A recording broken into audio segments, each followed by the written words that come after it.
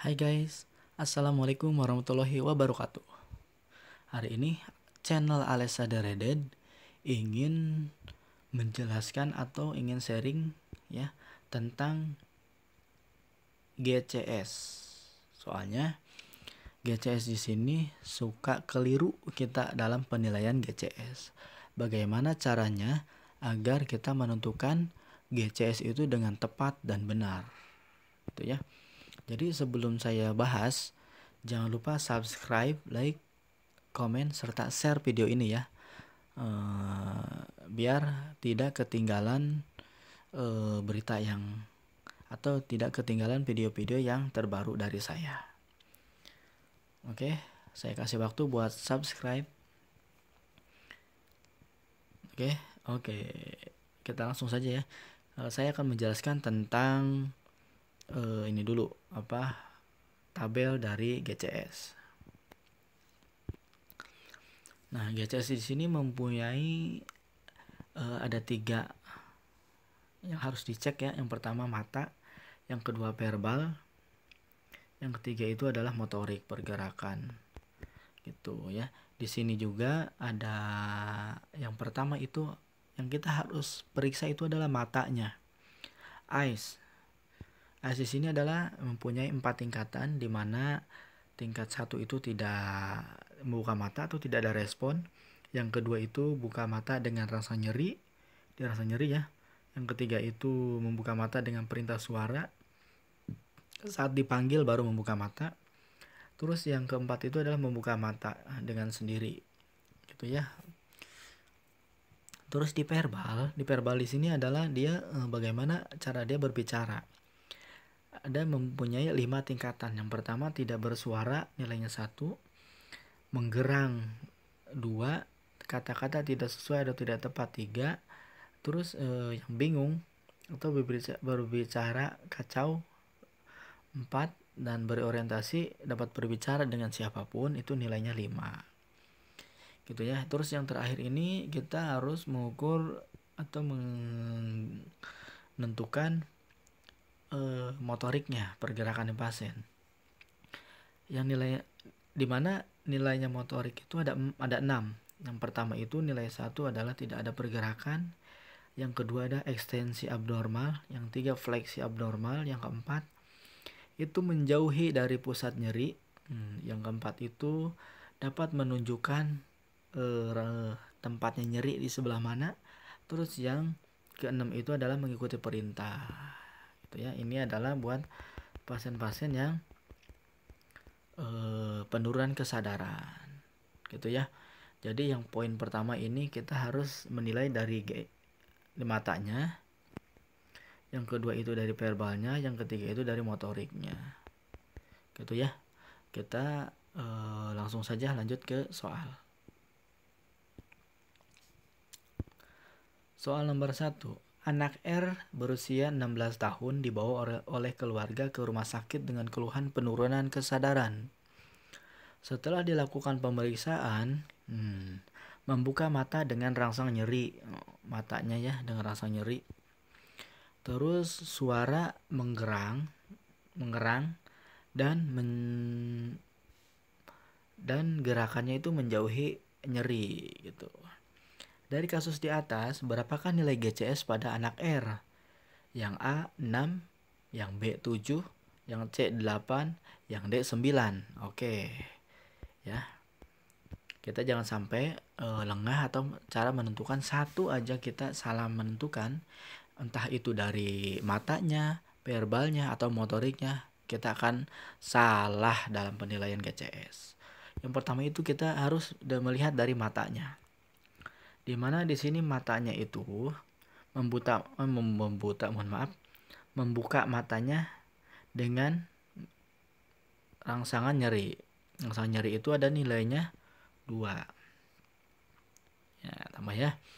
Terus untuk verbalnya ini suara mengerang itu adalah nilainya 2. Ya, terus ditambah ini gerakan menjauhi nyeri. Di mana gerakan menjauhi nyeri itu nilainya adalah 4. Jadi kita harus totalkan semua ya, antara antara verbal dan motorik M. Tambah 2 ditambah 2 tambah 4 hasilnya 8. Dimana pada pasien anak R ini nilai GCS-nya adalah 8. Berarti jawabannya yang C. Gitu ya. Sangat gampang sebenarnya kalau misalnya kita untuk menentukan GCS pada pasien-pasien di rumah sakit ataupun di puskesmas. Gitu ya. Kita langsung ke nomor 2 soal.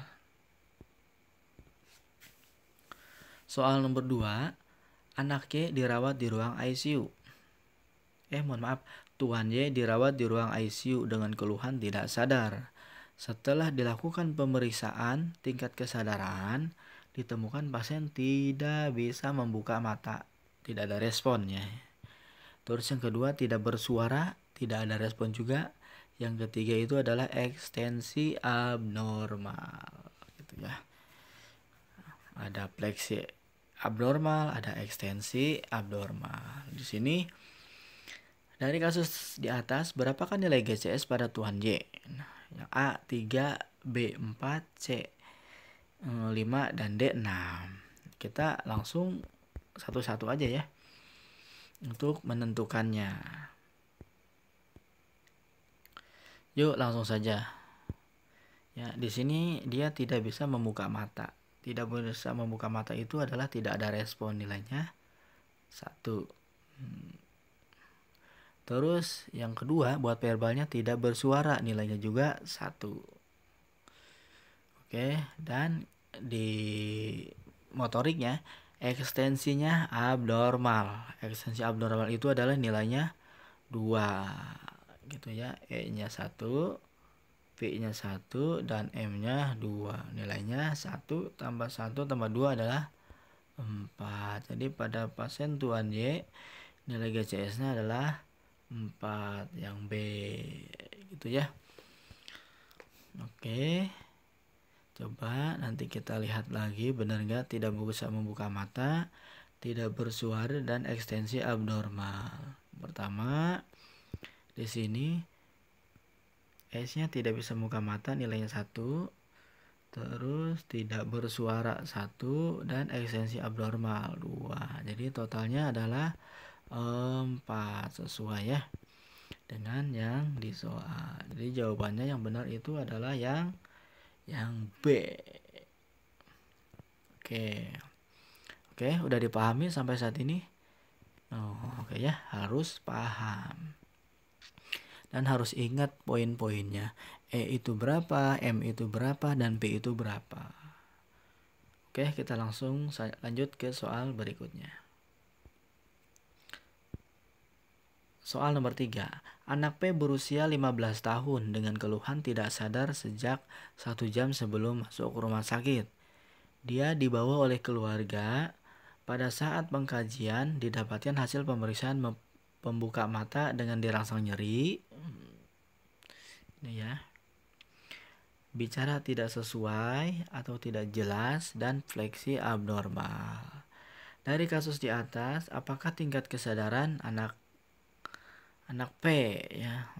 Yang A 6, yang B 7, yang C 8, dan yang D 9 gitu.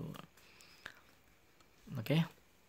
Ya, kita langsung hitung saja. Di sini ada E, P, M. Tuh ya, E-nya berapa ini? Membuka mata dengan dirasa nyeri itu nilainya 2 ya. P ini bicara tidak sesuai atau tidak jelas. Nilainya itu 3. Ya, dan J dan fleksi abnormal itu nilainya 3. Itu. Jadi antara E, P, M, dan M itu ditambah 2 ditambah 3 ditambah 3 adalah hasilnya 8. Jadi tingkat kesadaran atau hasil GCS pada anak P adalah 8, yang C. Coba kita lihat lagi ya di tabelnya yang di atas.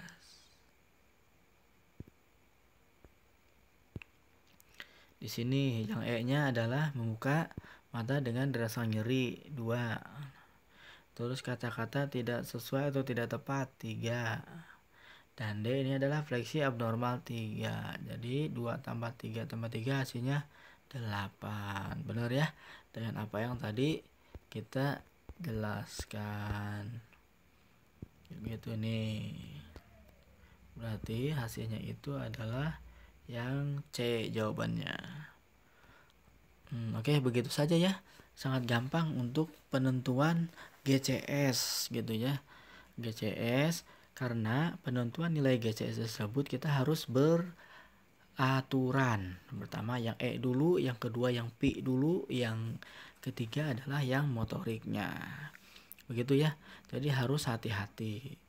Kalau misalkan penentuan GCS itu udah tidak ada respon semua, udah enak itu, malah hasilnya 3. Karena untuk penilaian GCS yang paling terkecil itu adalah hasilnya 3 dan yang paling tertinggi itu hasilnya 15. Gitu ya. Jangan lupa share, subscribe, like dan komen tentang video ini ataupun tentang channel ini. Semoga kalian tidak ketinggalan untuk channel-channel selanjutnya terkait pelaksanaan ujian tes P3K, CPNS maupun uji kompetensi yang lainnya. Gitu ya. Saran dari saya sering-sering latihan gitu agar tidak lupa. Kalau misalkan agak lupa, buka lagi boleh channel ini sambil belajar, sambil buka YouTube channel Alessa The Redhead ya. Oke, semoga kita diberikan kesehatan, diberikan kelancaran saat ujian, dan diberikan hasilnya yang memuaskan. Begitu ya. Salam dari saya, Alessa The Redhead, yang selalu berbagi untuk semua. Nantikan video yang lainnya yang terkait tentang kesehatan gitu, terutama dalam hal pembahasan P3K. Assalamualaikum warahmatullahi wabarakatuh.